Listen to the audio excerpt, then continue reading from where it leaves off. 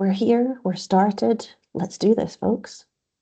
Welcome to this fifth seminar in the Learning Together for Better Lives series. I'm Fanula, I'm your host, and this series comes to you from the Health Determinants Research Collaboration Aberdeen, which works to support Aberdeen City Council and its partners in advancing its research activity in order to positively influence health through the social determinants of health. This session is being recorded, so if you put your camera on or if you use your mic at any point, that will be captured in the recording, and the recording will go on the Community Planning Aberdeen YouTube site. I will, once the session has started, I'll drop a link in so you can see where that will go and you can see previous recordings. So you're joining muted. You do not yet have permission to share your camera or open your mic, but in the Q&A portion of the session, I will grant that for everyone. You can also, as questions occur to you, you can drop them in the chat or the Q&A function within Teams, and I will then coordinate which question I'm throwing at our speakers at any one time.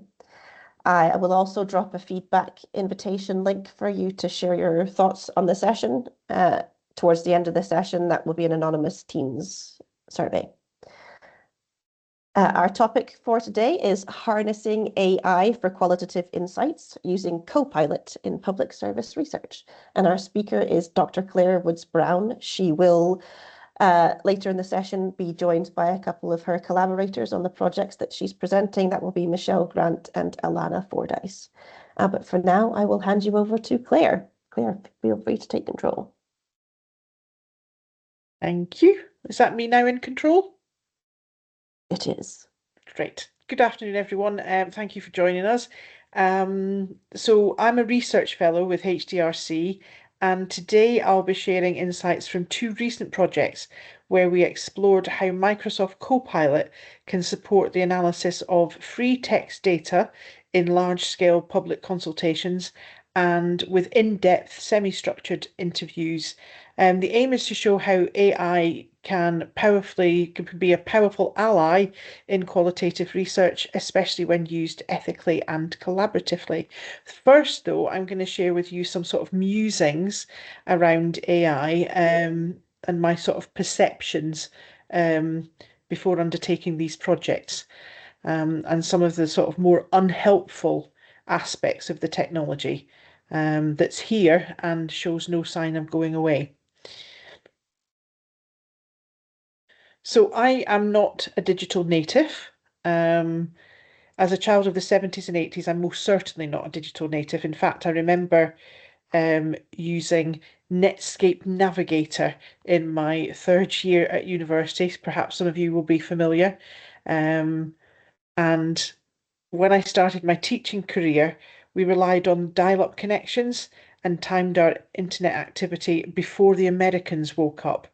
And as for AI, I grew up with notions of Skynet and Terminators and a dystopian future where the machines take over, which is incidentally why I always say please and thank you in a Copilot prompt. Who knows, politeness might save me from the from future annihilation.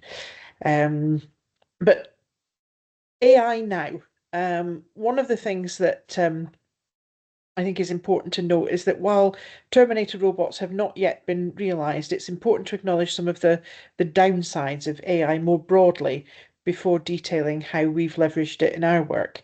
You're all perhaps familiar with AI slop, where tools churn out surreal images. The bizarre content floods TikTok and YouTube and Instagram and harvests lots of views, and they generate cash, but most of all they just raise money for their creators. But some are more pernicious and sinister. Not that one particularly, but well, some people could argue. However, these images that show violence and riots that did not happen, a woman weeping for England while Muslim men laugh in the background, fictional protests, boats arriving with laughing immigrants while Border Force looks on nonplussed. and then protests on the streets of Paris, where apparently Union Jacks were all the way down the Champs-Élysées. So, I mean, I know these, hopefully people recognize these as AI generated, but I'm not entirely sure that's true for everyone. And they stoke and inflame anti-immigrant feelings and civil unrest and prioritize emotional resonance over factual accuracy. And so this is the darker side of AI, and should be recognized, but it shouldn't stop us acknowledging the usefulness of AI and embracing the technology in positive ways.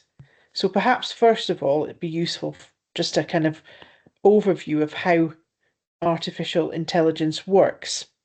So AI learns from understanding language, recognizing images, and making connections. So it's shown pictures of thousands of dogs and some not dogs, so that it's able then to differentiate between the two. And it's the same with language. This is human language.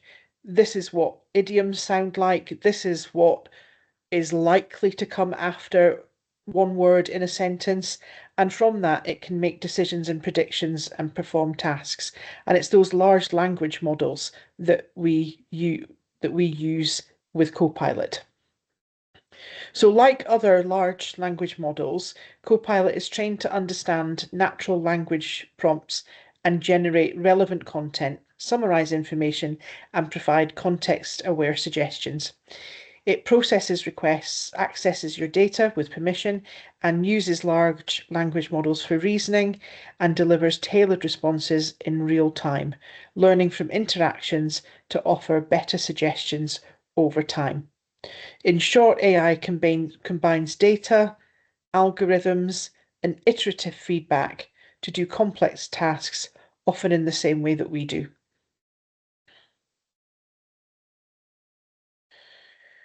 So the first case study we're going to look at is the Your Place, Your Plans, Your Future, and the analysis of the free text data that came from that. A little bit of background first about the Your Plans, about the initiative, the consultation. I'm not going to say Your Plans, Your Place, Your Future every time. I'll just call it the consultation. So it was a large public engagement led by Community Planning Aberdeen and Aberdeen City Council, which took place in late spring 2025. The consultation had several unique features. It combined several consultations into one to cover multiple city strategies, including housing, health and social care, community development.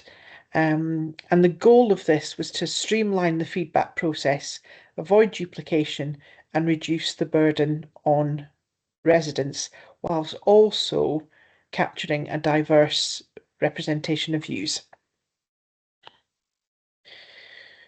So each participant was asked to score all 14 themes from the Place Standard tool. Now, the Place Standard tool is used widely as a tool that helps us know what's good about living in a place, what's working well and what could be improved. In addition to a score, participants were also asked whether they agreed with the draft priorities of ACC strategy documents. And as you can see, 2,000 people responded, and there were 3,500 individual comments generated across the 14 themes and the strategic proposals. So in essence, the quantitative ratings were collected alongside the qualitative comments for every aspect of life. And this generated a large volume of data and thousands of open-ended responses. All responses were fed into a central database as the consultation progressed. And the Place Standard structure helped organise the data by theme, but within each theme, the comments needed further processing to extract common sentiments and ideas. And that's where Copilot and the team came in. So our methodology was developed through a sort of structured multi-phase collaboration between the HDRC, CPA and ACC staff. Initially, I undertook a scoping phase, which included a literature review of AI tools being used in the public sector or in local government. The review examined 10 studies where AI had been used, although none could be found that had analysed free text responses on the scale of that the consultation generated. We tested Copilot on previous local outcome improvement plan engagement data, and different prompts were used, such as summarise, synthesise, and analyse, and then compared these to the findings of the LOIP 2023. Where traditional human-led framework analysis had been used. The findings of the testing phase showed that Copilot could efficiently summarise data and identify themes, but required careful prompting and human oversight to achieve a more nuanced and complex analysis. So prompts were refined collaboratively to improve output, quality, and reduce duplication, and concise prompting approach adopted for each theme, which enhanced efficiency and consistency. Then the responses were organised into colour-coded spreadsheets, mapped onto thematic matrices for effective categorisation, and then these matrices were presented to staff at a workshop, and we discussed and implemented any changes that were needed. So in terms of prompting, this is how our methodology worked in practice. Initially, we used sort of separate prompts to synthesize, analyze, and identify. And Michelle and Alanna will kind of testify to that. That actually resulted in quite a lot of duplication. So toward the end, we were able to come up with quite a streamlined prompt, which was then retrospectively used across all the data. So for each of the 14 themes from the community engagement data, Copilot was asked to thoroughly analyse residents' feedback, highlighting what they appreciate and what needs improvement, and the organising quotes then under thematic headings with detailed introductions. Similarly, for the 18 ACC strategic priorities, Copilot analysed residents' responses to proposals, extracting key representative quotes, and this approach ensured comprehensive and organised representation of community views, making the data more actionable, quicker, and easier to interpret for decision making. So our key findings of this stage are that Copilot efficiently sorted comments by keyword frequency and generated concise sentiment summaries, significantly reducing the time and resources compared to manual coding. However, it sometimes missed nuances in the context-rich part, or if there were comments where irony was used, so something along the lines of, yeah, the buses are great, I have to wait for an hour every time. It didn't necessarily recognise that as irony, and would pull out that the buses were great. So to address this, it was important that the human analysts reviewed and refined the Copilot generated summaries to ensure accuracy and relevant. Overall, though, Copilot proved to be a valuable tool for analysing the free text responses, but human oversight remained essential. I think it was Michelle whose exercise generated something about Taylor Swift, and we couldn't not trace where that had possibly come from. So there are those kind of AI Copilot hallucinations, and so we have to be really careful to ensure that there is human oversight, so that Copilot's just not kind of freewheeling its way around the data. So before we move on to the next case study, I'd like to invite Michelle and Alanna to describe their involvement in the project and describe any skills they feel they may have acquired along the way. I've not been able to see either of them because there's lots of us on the chat, but I'm hoping we can hand over to Michelle. I can't see them in the list. Michelle, can you raise your hand if you are here? I don't see either of their names in the list yet, so maybe can we come back to this point? we could come back to this point. We can round up and maybe move on.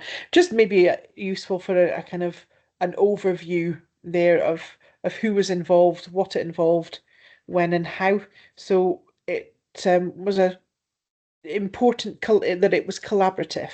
And I think that what that was one of the lessons learned that I'll come back to at the end is that getting together a team right at the start to work on prompts, to work on materials, to organize the data as it comes in, is really important. It's also really important to have the kind of background to what's going on in the field. And the consultation really drew on that kind of collaborative approach, both in the way that data was gathered and the way in which it was analysed. Shall I stop for a question, Vanula? Happy to do so at this stage, if that makes sense. Yeah, if you want to, let me just go in and unmute Bob. Yeah, Bob, you should have the power to speak. I'll put my camera on as well. Well, I can't. I would if I could. It's a general question, really. And I think one of the challenges with this sort of thing is participation, getting engagement, and making sure the engagement is across a representative spectrum of demographics. So the general question is, what can we do to, let's say, incentivize people to become engaged in this process? Well, in this case, the engagement exercise, I mean, actually, we've got B on the call as well. And B Dawkins was very much involved in taking the consultation exercise out into communities to so there were physical events. There were 96 events out in the community where we asked participants to engage with this data. And also it was online. So there was a real effort on Community Planning Aberdeen's part to really engage with the community and really kind of get as much participation as possible. That's always going to be difficult, and it takes lots of time and lots of resources, but there really was a will at this stage to do that, most definitely. I've got some ideas, but I won't bore everybody with my ideas at this meeting. And I guess a sort of related question is, how does this tie into the local development plan?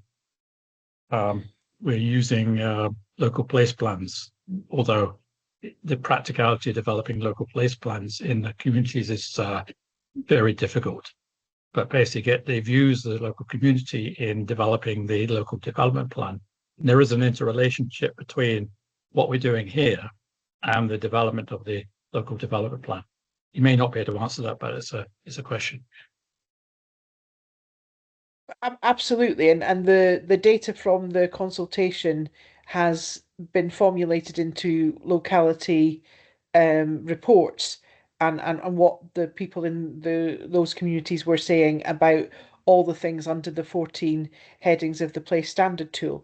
So the Place Standard tool is quite an important tool in that it examines everything from, transport and buses to whether you feel safe in your community, to whether you feel empowered and you feel like you've got a voice in your community.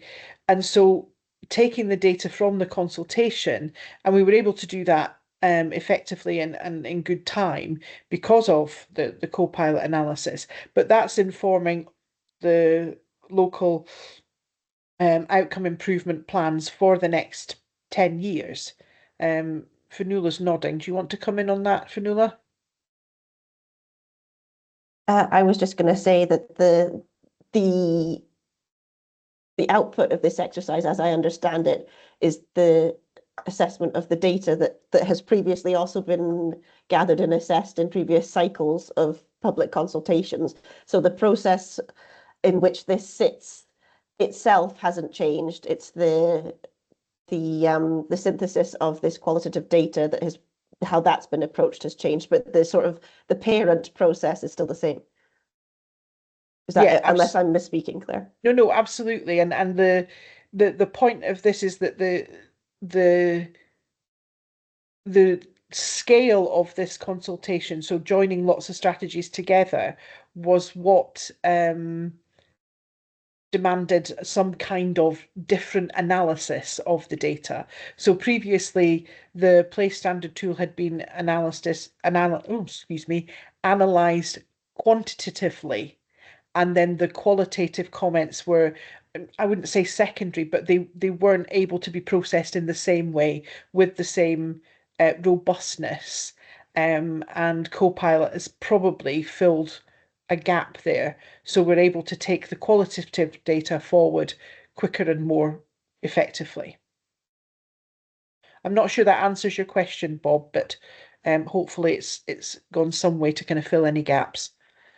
Yeah. I guess the major challenge we're seeing is a lot of people don't believe that their voice will be listened to, and we don't get feedback. So that puts a lot of people off from participating because they say, what's the point? So that's maybe a bigger thing rather than just this limited topic, but how we can get the community to work with the health and the council. But I could go on for about half an hour on that one, but I should stop at this stage. Okay. Thanks, Bob. Claire, there's another hand raised. Would you like to take another question or move on? Yeah, sure. Yep. Emma Hunter, would you like to speak? Yeah, thank you. I hope you can hear me. Really interesting stuff. I just wondered very quickly if you consulted with, or if there was any information when, people took part in this, that the data was going to be analysed using AI, and if you got any feedback or pushback on it at all. No, we weren't actually in a position to do that because of the quick turnaround. And so we don't know whether there was any pushback. It's in the reports. The feedback is the methodology has been used using AI, but because the data is completely anonymous, and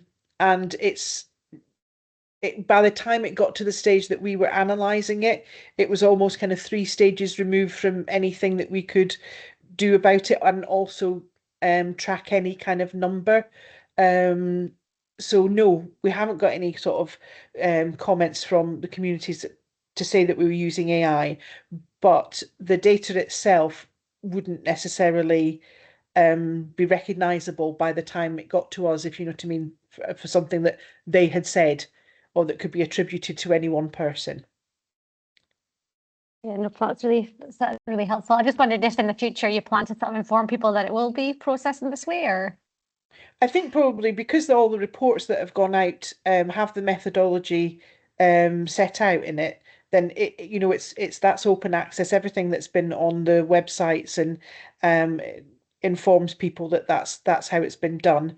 I mean, I don't know because I don't run these things, whether that will be something in the future people will know at the start of of the process before they give their views. I would add to that public consultation is all kind of community engagement is led by Community Planning Aberdeen, and so the ongoing conversation about how has this been received would take place with CPA as the sort of funnel for all of that feedback, and we work with them quite closely. But I'm also conscious that we are not CPA, and I don't want to put words in their mouth. So the structure that would allow us to gather that feedback exists and will work because the findings from this analysis are going out. But CPA would absolutely be a core steer on repetition of this kind of approach. Perfect, thank you. CPA stands for Community Planning Aberdeen, and that is the community planning partnership in Aberdeen. Every local authority is mandated to have a community planning partnership. So they are the primary structure through which the council engages with communities, and it's a collaborative across multiple public, charity, third sector organisations. It recognises that place is designed not exclusively by local authorities, it's designed collaboratively across a lot of different organisations. I'll drop a link to the CPA website into the chat, but otherwise I think we can return to scheduled programming, Claire. Okie dokie, is Alanna or Michelle turned up? Oh, Alanna, Seymour. There's no Alanna's or Michelle's in my alphabetical list, so I think you can continue. Okie doke, well, that's unfortunate. What they would have said, I think, is that they had acquired some skills that they didn't have before the project, but I don't want to put words in their mouth, so I will move on to the next case study, which is in contrast, quite sharp contrast.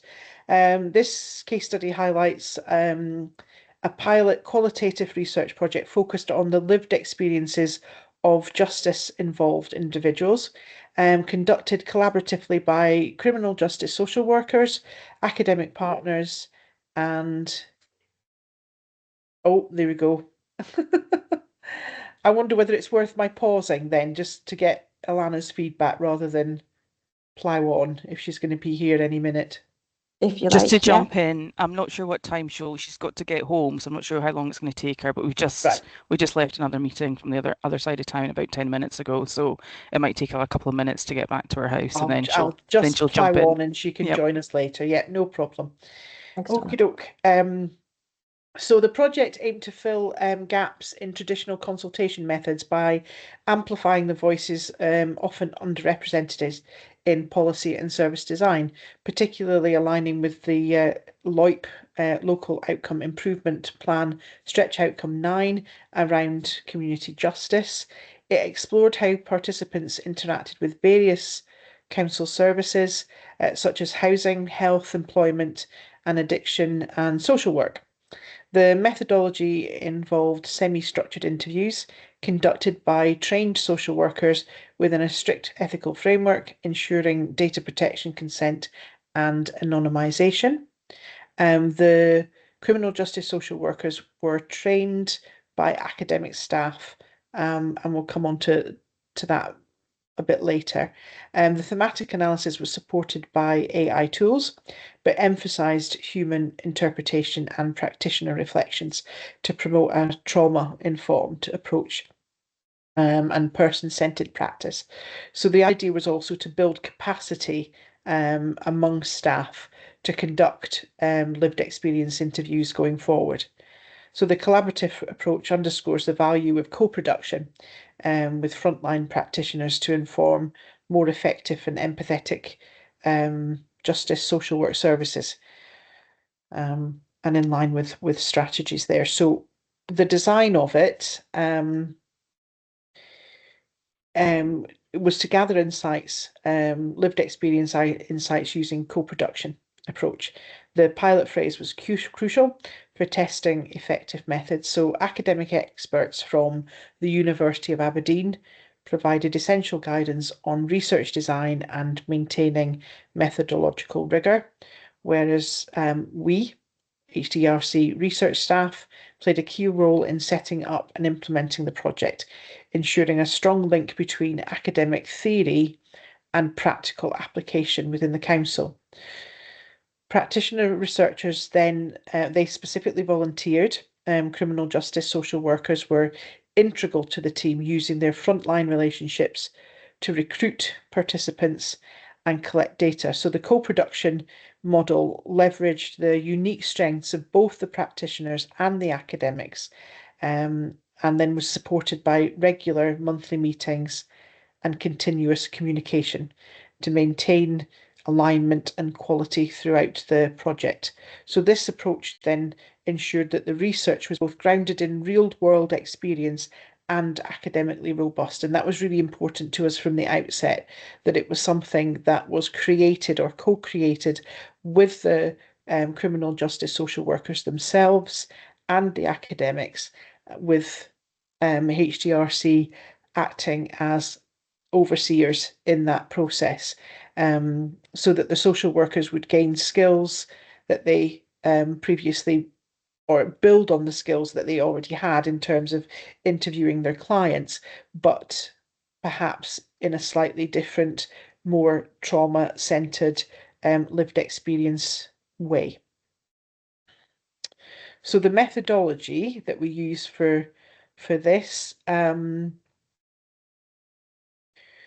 we worked collaboratively and created a user-friendly interview topic guide, which covered life history, the justice system contact, service interactions, challenges and suggestions. The two social workers identified potential interviews from their caseloads, using purposive sampling to ensure diverse backgrounds. And then the interviews themselves, they lasted about an hour, and they started with life stories and progressing to service experiences and advice for improvement. And this is slightly different from the interviews that the social workers themselves conduct as part of their, as part of their routine involvement with their clients. Usually the focus is on the,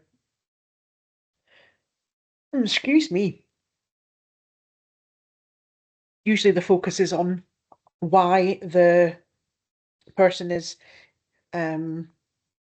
before the social justice, so their crime essentially, and that obviously then taking a different approach, asking them about their upbringing, their childhood, is a slightly different approach to that. So the interviews themselves looked slightly different and felt slightly different for the clients, is what they were reporting. And also the social workers themselves said that they had a deeper understanding of their clients once the interviews were over, because of the way that they had conducted them. So once the interviews had taken place, the transcripts were anonymized by a professional transcription service, and then alongside the interviews, the practitioners themselves wrote reflection notes after each interview, and these were used in team debriefs to capture the staff experience as well as the project outcomes. So the aim of this, when we started the project, we hadn't actually thought that we were going to use Copilot for the analysis, but given my experience on the other project, we thought it would be a useful exercise to compare a human-led analysis with a Copilot assisted approach. So the human-led method involved creating an initial sort of coding framework based on the key themes in the interview guide, such as housing, mental health experiences with the police, etc. And then the interviews were summarized into this thematic matrix with collaborative coding between practitioners and the academics to refine themes and interpret emotional nuances. In contrast, the Copilot assisted analysis was conducted in 5 clear, stages. First, Copilot was asked to suggest thematic headings and create a framework matrix in Excel. So this was just based on Copilot looking at 2 of the transcripts and then coming up with thematic headings, rather than taking the thematic headings from the interview topic guide itself. Then it attempted to generate detailed thematic summaries directly from the transcripts, and this was challenging. Formatting, insufficient depth, and hallucinations were very obvious in Copilot's attempts. So a hybrid approach was adopted, which combined the use of Copilot in Word and in Excel. So this hybrid approach, Copilot was analysed the transcripts theme by theme and produced summaries that were compiled then into Word documents. Finally, these documents were uploaded back into Copilot to generate an overall findings matrix. Then the summaries were all these Word documents were then back uploaded into Copilot, and it was prompted to create an overall findings paper. So there was a fair bit of backwards and forwards in this project compared to the previous case study. Because the data was so much more complex, the methods by which it was being analysed necessitated it being complex as well. And so just a quick note on prompts. I mean, effective, well-designed prompts are at the heart of using Copilot successfully. I'm not sure, I'm sure it's the case for other forms of AI, but Copilot is my area of expertise. And Microsoft emphasizes the GCSE framework. So prompts should be designed to be guided, clear, specific, and effective. And it's an iterative process, which involves frequently sort of closing and reopening Word documents to reset Copilot, because Copilot learns from itself, and it can start to include details about previous work if you don't reset it, close documents and open documents. So that's what we kept doing to avoid sort of repetitive outputs. And this supported a sort of comprehensive, systematic analysis. So you can see here that the base prompt provided serves as a template for analysing the interview transcripts. It focuses on extracting detailed thematic insights and integrating direct quotes to enrich the findings. We had to be quite precise in what we were asking Copilot to do at this stage, because the data was so rich, and it was in Doric as well. So even though it had been transcribed, there were quite a few colloquialisms, and so a prompt that told Copilot specifically what to look for, but also then how to format it.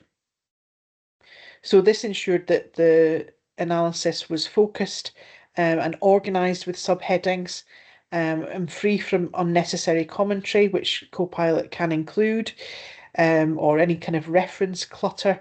So ultimately, this enhanced the quality and the clarity of the research synthesis. It's important that you tell Copilot to do things, but also that you tell it not to do things. And you learn that as you work with Copilot more, that it includes things that you didn't ask for, and so you'd have to tell it, please don't do that again. I don't want that. And that's what we were learning to do as we went along. So in terms of lessons learned by this, the sort of two areas, practical lessons and then more sort of esoteric lessons, but we'll look at the practical lessons first. First, it emphasizes the importance of prompt design. That cannot be underestimated. Sort of carefully crafted and tested prompts lead to much better AI output. So investing time in this upfront is crucial. I would also say this is a really necessary stage to be quite collaborative. And so collaboratively testing the prompts, because a prompt will do different things for different people, and so you have to kind of reach a consensus of which prompt is producing the best output. Again, human oversight remains vital. While AI, like Copilot, can handle large data volumes quickly, it can misinterpret context or generate irrelevant content. So quality checks are necessary at all times. AI functions well as a sort of junior assistant. I think that's one of the best ways to look at it. And that was a phrase coined from the previous case study by one of our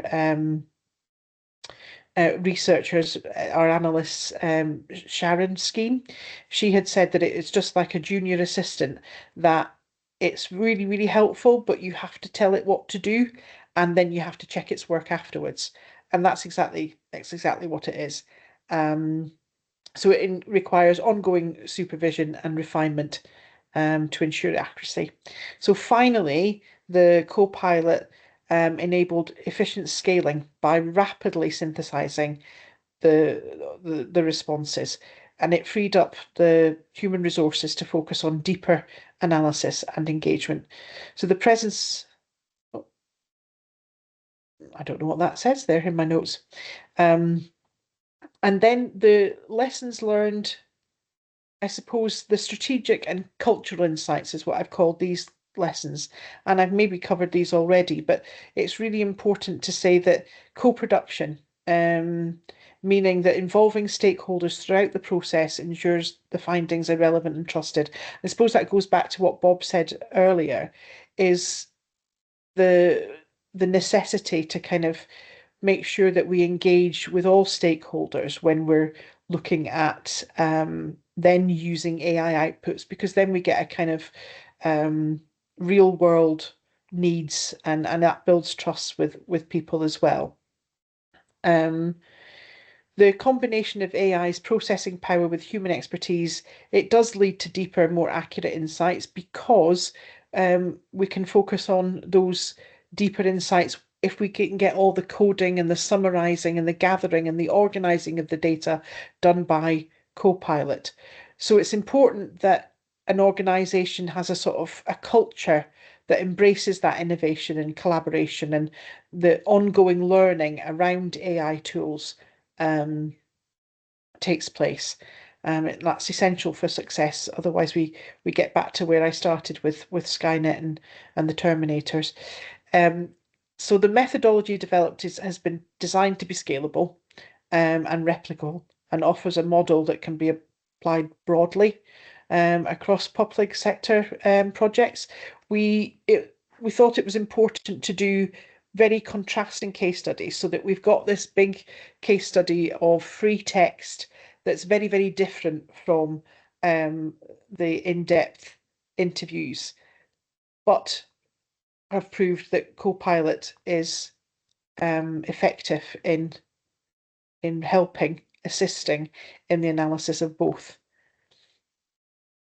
And I think that's me open to questions, if anyone would like to come in.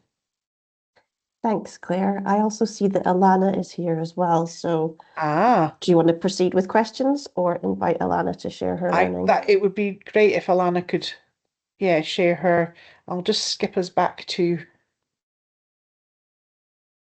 Alanna, you should have the power to unmute yourself.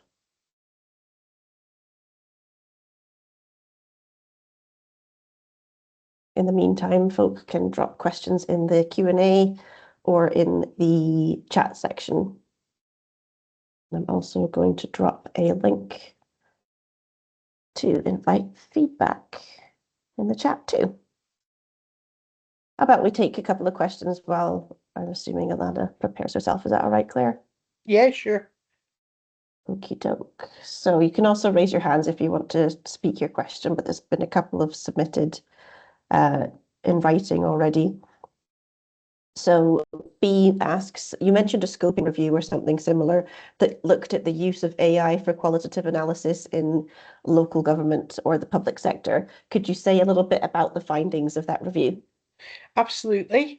So we looked at 10 articles, or I looked at 10 articles, and the findings are pretty much our findings in that most of those studies use ChatGTP, and very few used Copilot. In fact, I think it was the only one that used Copilot. So drawing the similarities there between ChatGTP and Copilot, the findings were very similar to our own, that AI can...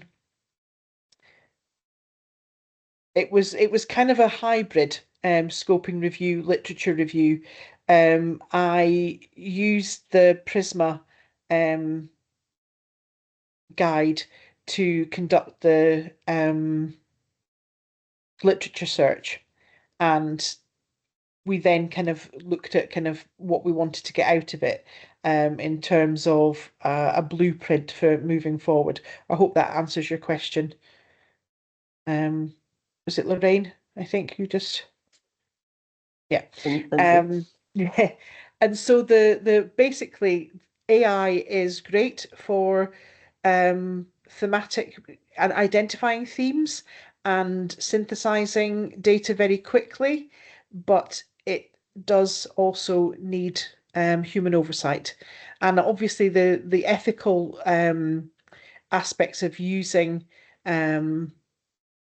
ChatGTP, I think, because it's not a closed system in the same way that Copilot is, that was raised in the literature review as well.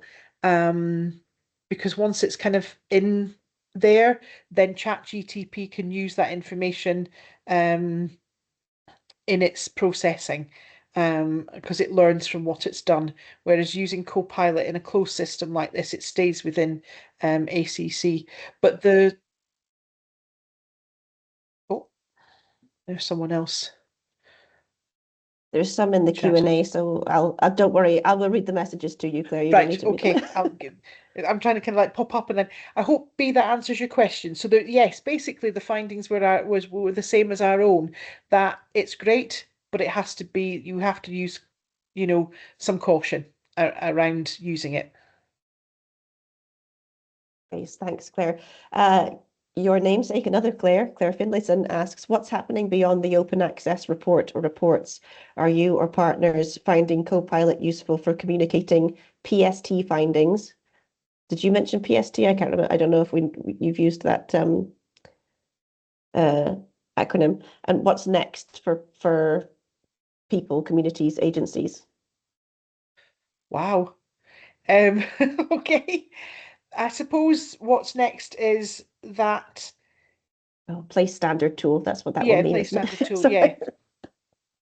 So in terms of using the place standard tool, Alison Swanson, Community Planning, is working quite closely with Public Health Scotland in terms of adapting the way that, or taking account of the way that we have used the place standard tool. I can go back. I'll maybe just skip back to this one. So you can see here the kinds of things that the place standard tool covers. And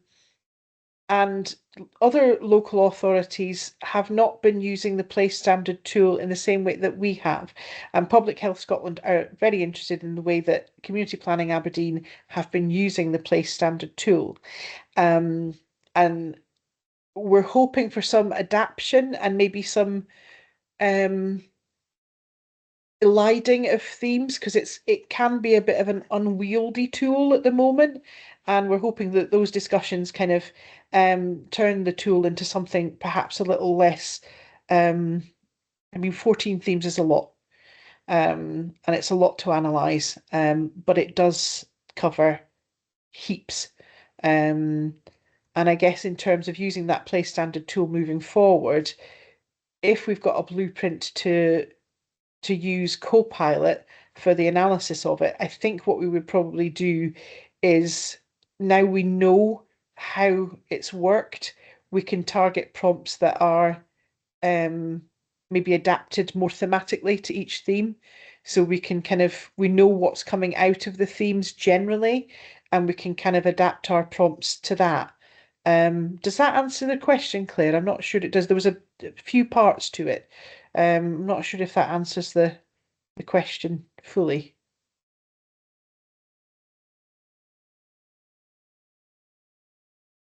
Claire she can reply to her own question, so we'll give her a minute to do that. Okay. In the meantime, there's some other questions come through. So, for example, can't see. That stupid reaction thing is covering the name for the person who asked this. I think it was Graham something, so we'll go with that. Graham says, I understand that the data used in the case studies was all anonymous. How was that achieved, specifically going beyond just removing the direct name of a respondent? Graham's happy to pick up for a separate conversation if that's a deeper question or longer answer than suits our format today. I think it probably is, but I'll give you a quick, so for the your place, your plans, your future, by the time the data got to us, it comes in coded, I think, or with an associated code. By the time we got it, those codes were removed, and so we could never trace um the respondent when we did the analysis. So we were actually just analysing all the raw free text responses without being able to trace them back to even to the locality necessarily. We had just kind of, they came from the north, the south, the east, and or a priority neighbourhood, but beyond that we wouldn't have been able to to know. For the criminal justice social work project, we were assigned when the transcripts, sorry, when the recordings of the interviews came in. Obviously, I didn't know the clients. It was only the criminal justice social workers who knew the clients. I assigned each recording a code, and then that code, it was the code that we used to send off to the transcribers. And so I wouldn't know who was interviewed. And now all the data has been kind of analysed.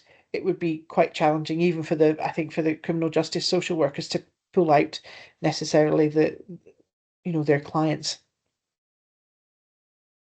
Thanks, Claire. I think as a nuance of the same question, like how could, for example, if I said I live at and I gave my address and I'm unhappy about whatever, address, I don't think an address without an attached name is personally identifiable, but still, to what extent had that already been dealt with before the data reached you, and what part of, if it hadn't been entirely dealt with, how was it dealt with to ensure nothing was personally identifiable in your stage? So at our stage, I'm the short answer is I'm not sure, and that's one of the sort of data analysts role earlier or further up the chain, or yeah, but we never came across any exact addresses or that kind of thing. Mentions of specific places, yes, but obviously that's quite integral to the importance of the consultation. So if that would have been the case, we would have retracted the address and just replaced it for Northfield, West End, Tillydrone, or maybe included a street. There were some references to Byron Square or references to the Beach Boulevard, those kind of things. That we would have kept that in because obviously that's important for council officers to have those kinds of specifics. Yeah, thank you. It's worth bearing in mind, isn't it, that there's stuff happened before the data reached you and stuff happens with the findings. That this is, Yeah, absolutely. Yeah. This is not stage one nor stage N. I'm not even entirely sure what stage this is. Right, there's other questions. Yes, Peter McAndrew asks, did you use agents like Researcher Agent to do this work, or was it Copilot chat? I believe Researcher is more specialized for looking at larger quantities of data or documents. Researcher Agent didn't exist when we did this, Peter. We didn't have access to that. So we just used general chat, and that's a really interesting point because Researcher for me is a far more sophisticated tool.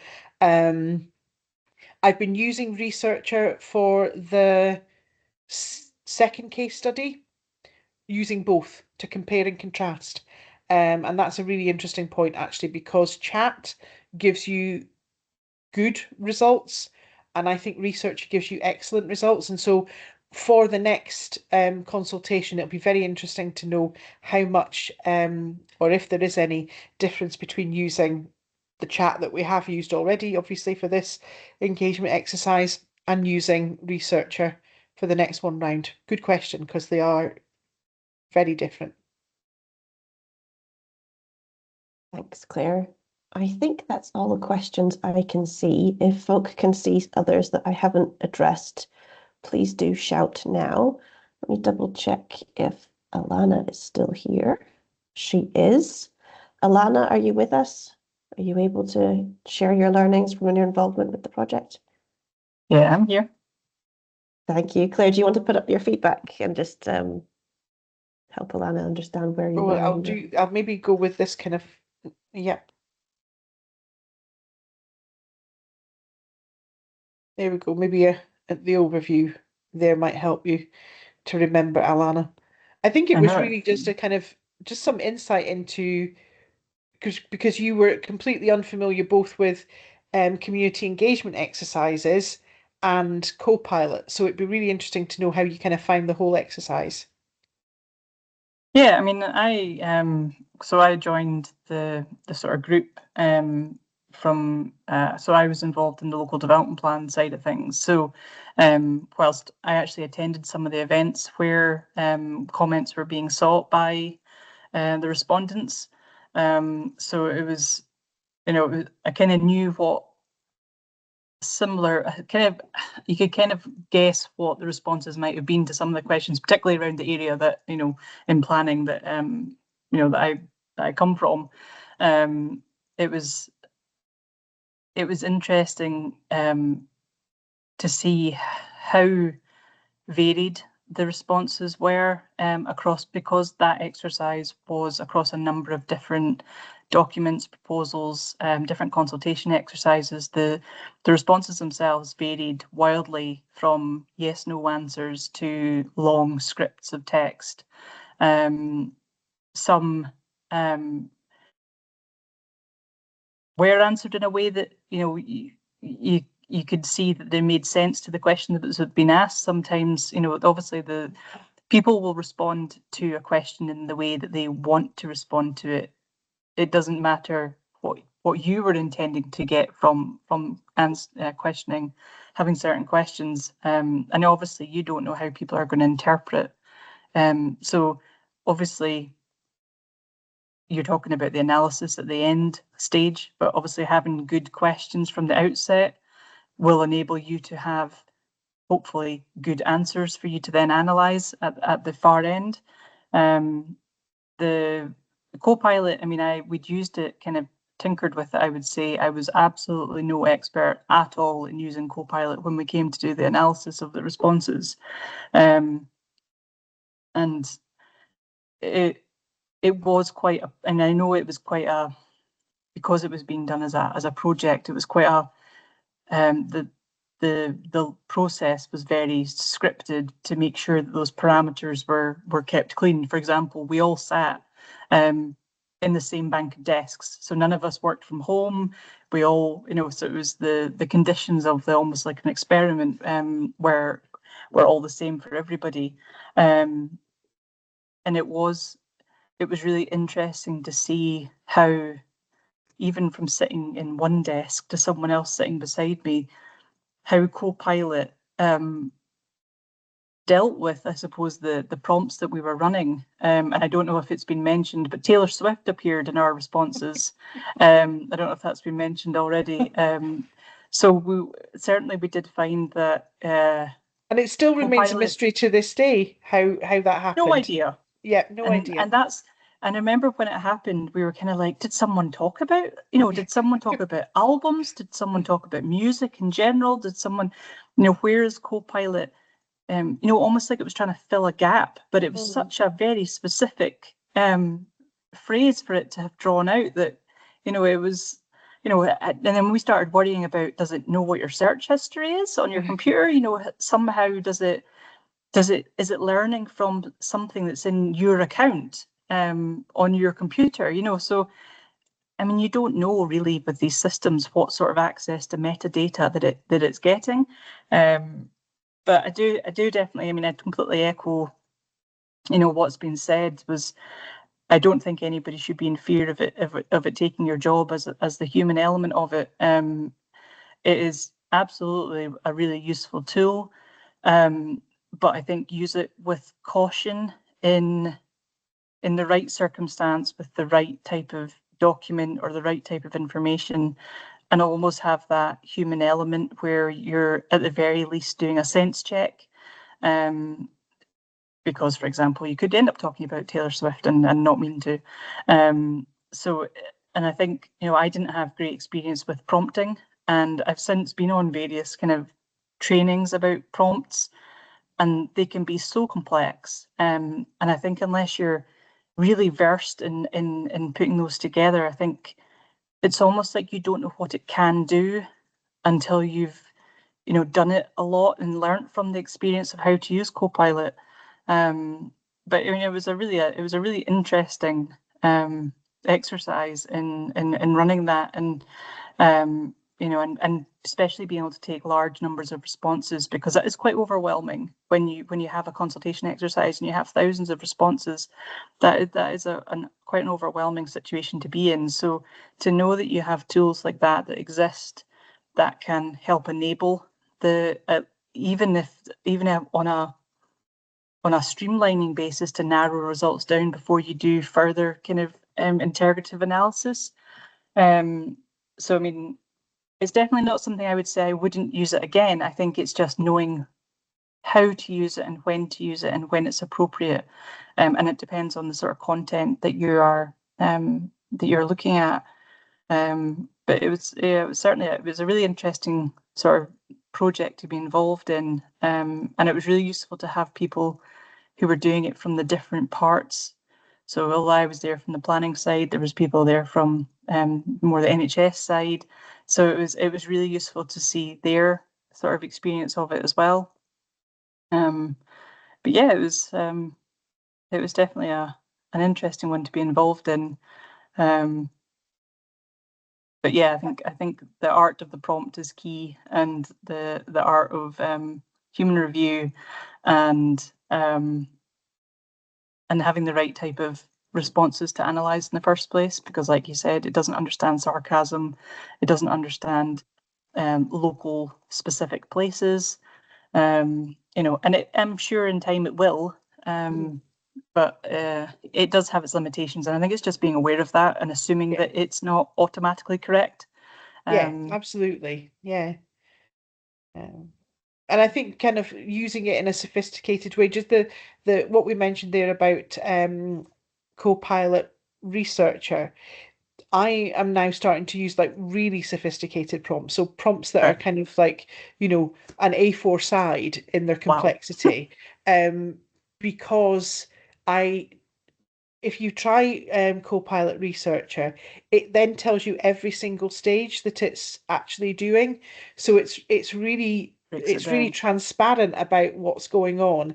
And I think that that's probably something that I would like to see from Copilot, and I suppose AI more generally, is that transparency in what steps the machine learning or the language model is going through to produce this data, rather than just kind of just putting it in the chat, a prompt in the chat, and then coming out with, data that, as you say, it might not be true, because you don't know where it's come from. Whereas at least with the Copilot researcher, you can see each step and where the data has been picked up from, and that's a very positive step, I think, in the right direction, and gives us reason to trust the machine in this regard, I think.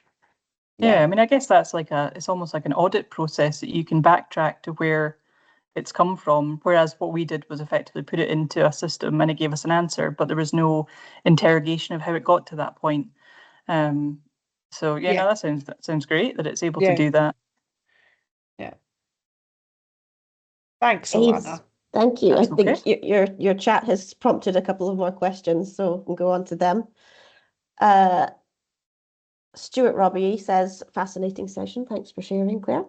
Huge potential for AI to be used in qualitative analysis. Closed systems is really important. Are you aware of any research into potential bias of Copilot that should be factored into prompts? Because he noticed in his own use of Copilot that it has a tendency to focus on positives. What do you think? Yeah, I agree with that, and I think that goes back to what Alanna's just said as well. Is the prompt is really key. So not only asking Copilot to do the things you want it to do, but to tell it not to do the things that you don't want to see, and actually just be crystal clear. So I don't think a prompt can be too long in that regard. Really, really focus on what you expect to see, what you hope to see, and then kind of almost reverse engineer it into a prompt. And that's why iterative testing of prompts is really, really important. I think we shouldn't get carried away with this kind of idea that Copilot is a really quick fix for everything. It really, I mean, it can be for some things, but I think if we're talking about qualitative data analysis, where we're actually talking about, shared experiences or lived experiences or really nuanced, complex data, then we must kind of iteratively test our prompts and make them quite sophisticated. So yes, absolutely. The bias in Copilot, I think, is becoming less and less, especially now with the researcher agent. But really looking for potential avenues where Copilot may do something that we don't want it to do, and reverse engineering the prompt, I think, is one way we can get around that. Yeah, thanks, Claire. There's a couple of comments rather than questions in the chat, but I'm going to share them anyway because I know you'll want to hear them, Claire. Ross Kennedy has commented that it would be possible to train a model based on a data set like this that would enable the model to be tuned to Aberdeen's linguistic profile, like your point about teaching it Doric in order to understand the transcripts. And that could also be run locally and in a more controlled environment than Copilot. Do you have any commentary on that? That's interesting. That's my commentary. But I also wonder, I don't know if this is possible at the moment, whether you can train an agent using sound files. I don't know whether that's possible. But that presumably would be a good first step, would be to take the interview recordings and ask an agent to transcribe them. And that would maybe be a first step in understanding, language, dialects, and Doric in particular. But that's a really interesting concept.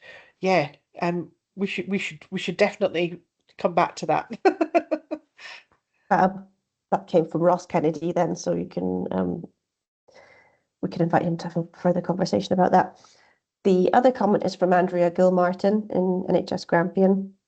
She says she's been exploring thematic analysis on Copilot, and it's really good to hear you talk about your experiences of the same thing and how it's highlighted some of her own observations, including being very specific with your prompts and including the don't do this, do that stuff. Andrea's also asked for a review of its limitations and biases because it's so important to spend time reviewing its responses rather than assuming that if you've asked it what you wanted to ask, it will have spat out the question, the response that you would expect. So that's very much in line with what you're doing there, Claire. That's quite nice to know. Yeah, absolutely. And it goes back to the point that Alanna made earlier. This is not, the machines coming to take over our jobs. It very much is a tool. And we've had, this is just the latest tool. I can still remember when Windows was the new tool, and it seemed just miraculous, that it would spell check your work or grammar check your work. And this is the latest iteration. There are dangers. We've talked about some of those already, but absolutely, it's a tool that, and it's only as good as what comes out is only as good as what goes in. Very much so. Thank you. Now, there's one question left, which I've been saving because I know what your answer is going to be, Claire, but I also know that you'll be thrilled to hear this question. So that is from Suzanne Somerville. She says, thank you very much for your presentation. Very interesting. Would you be open to a follow-up discussion about children's social work and any input the team might have with us? Absolutely, yes. Yeah, yes. I'm thrilled to hear that because this is absolutely what we're doing with this webinar series. Is we really want to be supporting exactly what we want to do. Yeah, absolutely. And for it to to be rolled out in as many different useful ways as possible. So yes, absolutely is the answer to that. Fab. Thank you so much, Claire. I don't see any other raised hands or new questions. So I think we can end there. Thank you very much for coming, everyone. I did drop a link to a feedback survey in the chat. It is anonymous and it's open to everybody who's attended. We are interested in whether these topics are working for you. There's also a link to the full playlist on the Community Planning Aberdeen YouTube channel. But otherwise, we're finishing 20 minutes early. A gift of 20 minutes. Wow. I would say go and have a biscuit. I think that's what should be done for this window. Thank you very much for coming, everyone. We will be back in the new year, so keep an eye out wherever you saw this one being advertised, because there is more to come. Thank you so much, everyone. Bye.